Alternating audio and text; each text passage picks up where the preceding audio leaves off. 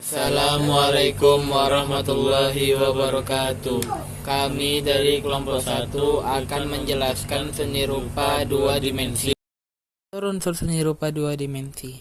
1. Garis atau line. Garis merupakan hubungan dua buah titik atau jejak titik-titik yang bersambung atau berdempetan. Bentuk garis ada 3 macam, yaitu lurus, lengkung, dan garis patah-patah. 2. Raut atau bidang bentuk. Raut merupakan tampak, potongan, atau wujud dari suatu objek.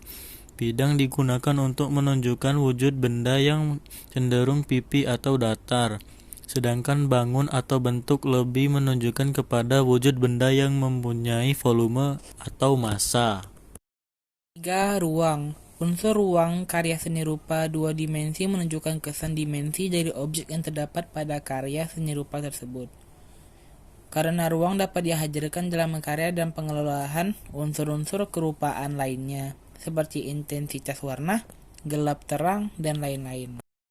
4. Tekstur. Tekstur adalah sifat atau kualitas nilai raba dari suatu permukaan. Oleh karena itu, tekstur bisa halus, licin, kasar, berkerut, dan sebagainya.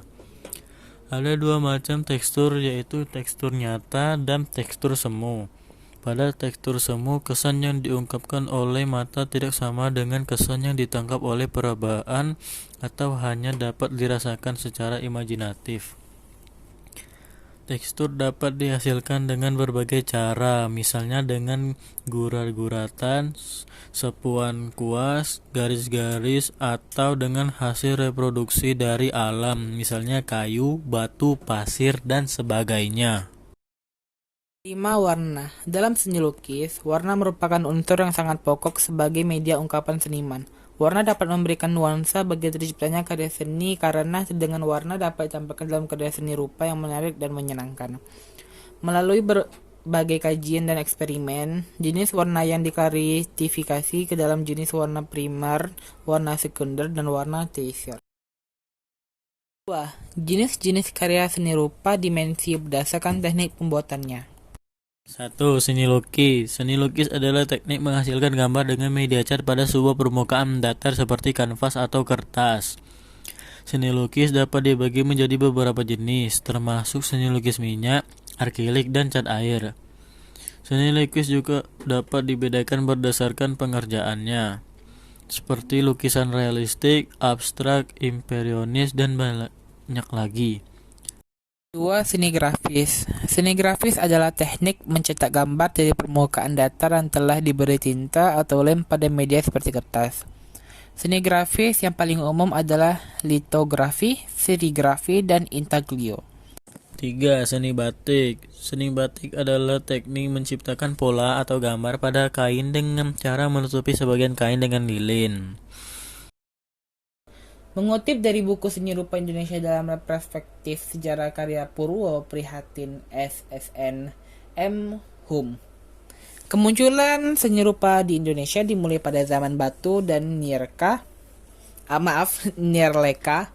Banyak karya seni yang ditemukan dan terbuat dari batu. Contoh nyatanya adalah serpihan batu, alat-alat tulang yang masih kasar, lukisan di goa, kapak pendek, serpihan batu halus, tembikar, kapak persegi, dan masih banyak lainnya.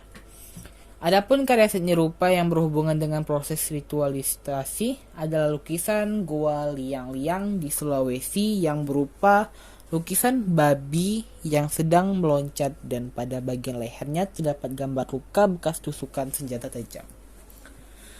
Berdasarkan perkiraan, lukisan goa tersebut merupakan proses ritualisasi sebelum melakukan perburuan tujuannya untuk mendapat hasilan baik.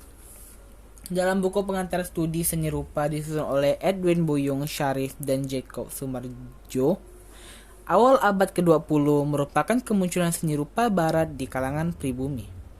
Munculnya seni rupa itu dimulai dari bangsawan yang mampu membiayai dirinya untuk belajar dan bekerja sebagai seniman.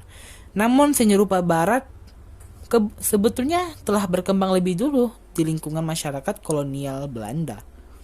Sejak mereka berkuasa pada awal abad ke-17. Masyarakat Belanda mengembangkan seni rupa Eropa di Indonesia dan senimannya adalah orang-orang Eropa itu sendiri yang ada di Indonesia. Publik seninya juga dari Belanda. Kemudian seniman-seniman Indonesia awal abad ke-20 melanjutkan seni rupa kolonial yang sudah berkembang di Indonesia 2 abad sebelumnya. Bahkan beberapa seniman di Indonesia belajar secara private kepada seniman-seniman barat. Sementara itu, golongan-golongan pribumi diwali kerajaan-kerajaan tetap mengembangkan budaya dan seni rupa asalnya. Dan masyarakat pribumi yang tidak berasal dari kerajaan dan berbentuk suku tetap hidup dalam budaya dan seni rupanya sendiri. Berdirinya sekolah lukis di Bandung pada zaman Dewan Kesenian Jakarta dijelaskan pada Belanda mendirikan sekolah lukis untuk melukis etnis di abad ke-19. Nah, sekolah lukis itu yang menjadi cikal bakal seni rupa Indonesia. Seniman Indonesia pada umumnya memiliki kesadaran untuk membentuk suatu bangsa yang merdeka yang disebut Indonesia. Dari kesadaran inilah dibentuk organisasi sosial dan bulkik, termasuk di dalam seni lukis. Seni lukis Indonesia tidak berangkat dari wacana seni lukis, tapi berangkat dari wacana kebangsaan. Kala itu seniman-seniman Indonesia mendirikan perkumpulan orang-orang yang suka menggambar. Dari kumpulan mana muncul nama-nama yang terkenal pada Agus Jaya, Putu Jaya, dan Sujono. Di antara ketiga orang itu, Sujono merupakan seseorang yang paling menonjol dan terkenal karena